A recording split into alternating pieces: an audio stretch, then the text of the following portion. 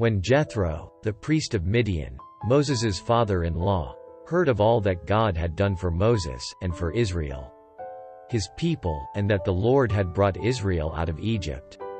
Then Jethro, Moses's father-in-law, took Zipporah, Moses's wife, after he had sent her back, and her 2 sons, of which the name of the one was Gershom, for he said, I have been an alien in a strange land. And the name of the other was Eleazar, for the God of my father, said he, was mine help, and delivered me from the sword of Pharaoh. And Jethro, Moses's father-in-law, came with his sons and his wife unto Moses into the wilderness, where he encamped at the mount of God. And he said unto Moses, I thy father-in-law Jethro am come unto thee, and thy wife, and her 2 sons with her. And Moses went out to meet his father-in-law, and did obeisance, and kissed him, and they asked each other of their welfare, and they came into the tent. And Moses told his father-in-law all that the Lord had done unto Pharaoh, and to the Egyptians for Israel's sake, and all the travail that had come upon them by the way, and how the Lord delivered them. And Jethro rejoiced for all the goodness which the Lord had done to Israel, whom he had delivered out of the hand of the Egyptians. And Jethro said, Blessed be the Lord, who hath delivered you out of the hand of the Egyptians, and out of the hand of Pharaoh, who hath delivered the people from under the hand of the Egyptians. Now I know that the Lord is greater than all gods, for in the thing wherein they dealt proudly he was above them. And Jethro, Moses's father-in-law, took a burnt offering and sacrifices for God. And Aaron came, and all the elders of Israel, to eat bread with Moses's father-in-law before God. And it came to pass on the morrow, that Moses sat to judge the people, and the people stood by Moses from the morning unto the evening. And when Moses's father-in-law saw all that he did to the people, he said, What is this thing that thou doest to the people? Why sittest thou thyself alone, and all the people stand by thee from morning unto even? And Moses said unto his father-in-law, Because the people come unto me to inquire of God. When they have a matter, they come unto me, and I judge between one and another, and I do make them know the statutes of God, and his laws. And Moses's father-in-law said unto him, The thing that thou doest is not good. Thou wilt surely wear away, both thou, and this people that is with thee, for this thing is too heavy for thee, thou art not able to perform it thyself alone. Hearken now unto my voice. I will give thee counsel, and God shall be with thee. Be thou for the people to God ward, that thou mayest bring the causes unto God. And thou shalt teach them ordinances and laws, and shalt show them the way wherein they must walk, and the work that they must do. Moreover, thou shalt provide out of all the people able men, such as fear God, men of truth, hating covetousness, and place such over them, to be rulers of thousands, and rulers of hundreds, rulers of 50s, and rulers of 10s. And let them judge the people at all seasons, and it shall be, that every great matter they shall bring unto thee, but every small matter they shall judge. So shall it be easier for thyself, and they shall bear the burden with thee. If thou shalt do this thing, and God command thee so, then thou shalt be able to endure, and all this people shall also go to their place in peace. So Moses hearkened to the voice of his father-in-law, and did all that he had said. And Moses chose able men out of all Israel, and made them heads over the people, rulers of thousands, rulers of hundreds, rulers of 50s, and rulers of 10s. And they judged the people at all seasons the hard causes they brought unto Moses, but every small matter they judged themselves.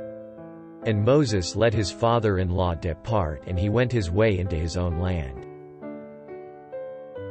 In the 3rd month, when the children of Israel were gone forth out of the land of Egypt, the same day came they into the wilderness of Sinai.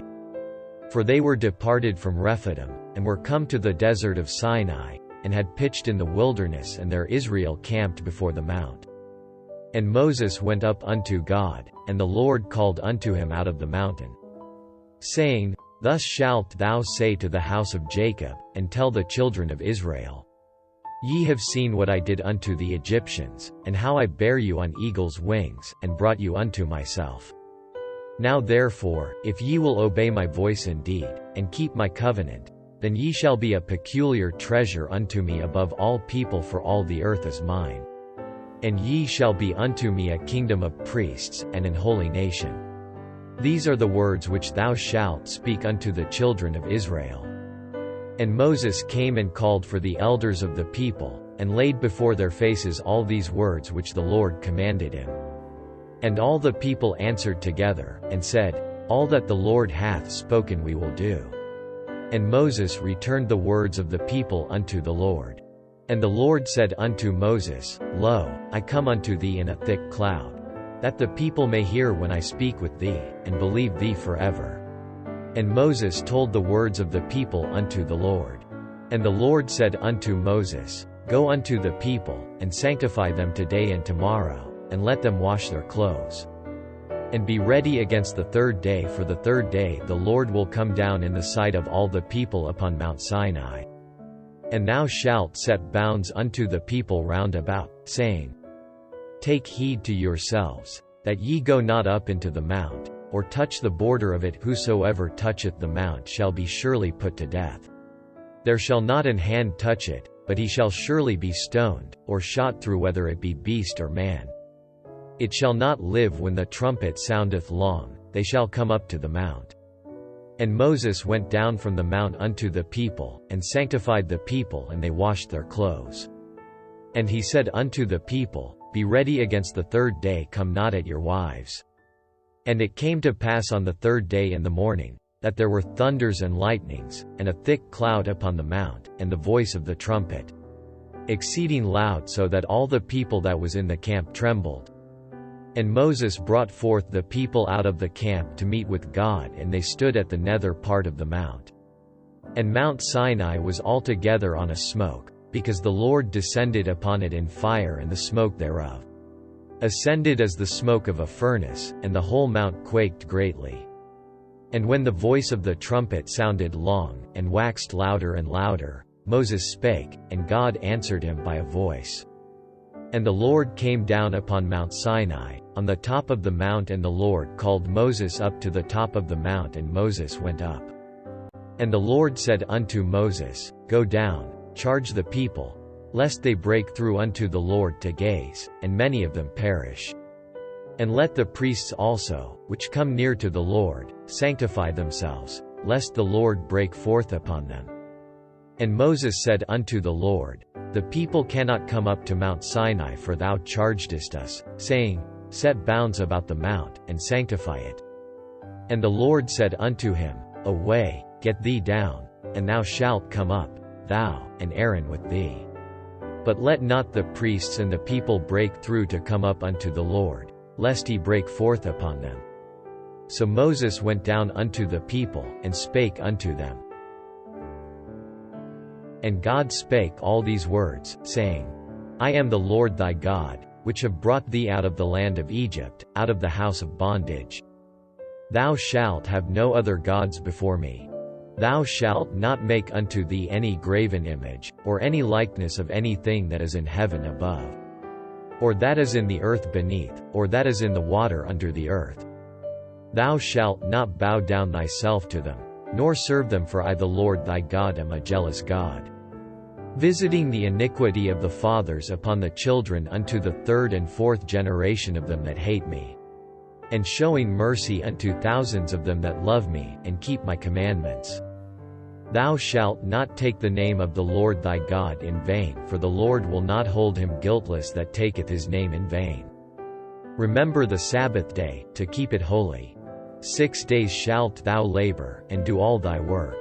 But the seventh day is the Sabbath of the Lord thy God. In it thou shalt not do any work, thou, nor thy son, nor thy daughter, thy manservant, nor thy maidservant, nor thy cattle, nor thy stranger that is within thy gates. For in 6 days the Lord made heaven and earth, the sea, and all that in them is, and rested the seventh day. Wherefore the Lord blessed the Sabbath day, and hallowed it. Honor thy father and thy mother, that thy days may be long upon the land which the Lord thy God giveth thee. Thou shalt not kill. Thou shalt not commit adultery. Thou shalt not steal. Thou shalt not bear false witness against thy neighbor. Thou shalt not covet thy neighbor's house. Thou shalt not covet thy neighbor's wife, nor his manservant, nor his maidservant, nor his ox, nor his ass, nor anything that is thy neighbor's. And all the people saw the thunderings, and the lightnings, and the noise of the trumpet, and the mountain smoking. And when the people saw it, they removed, and stood afar off. And they said unto Moses, Speak thou with us, and we will hear, but let not God speak with us, lest we die. And Moses said unto the people, Fear not, for God is come to prove you, and that his fear may be before your faces, that ye sin not.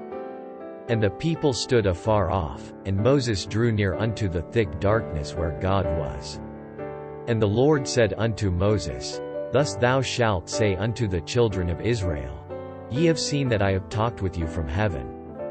Ye shall not make with me gods of silver, neither shall ye make unto you gods of gold. An altar of earth thou shalt make unto me, and shalt sacrifice thereon thy burnt offerings, and thy peace offerings, thy sheep, and thine oxen. In all places where I record my name I will come unto thee, and I will bless thee. And if thou wilt make me an altar of stone, thou shalt not build it of hewn stone, for if thou lift up thy tool upon it, thou hast polluted it. Neither shalt thou go up by steps unto mine altar, that thy nakedness be not discovered thereon.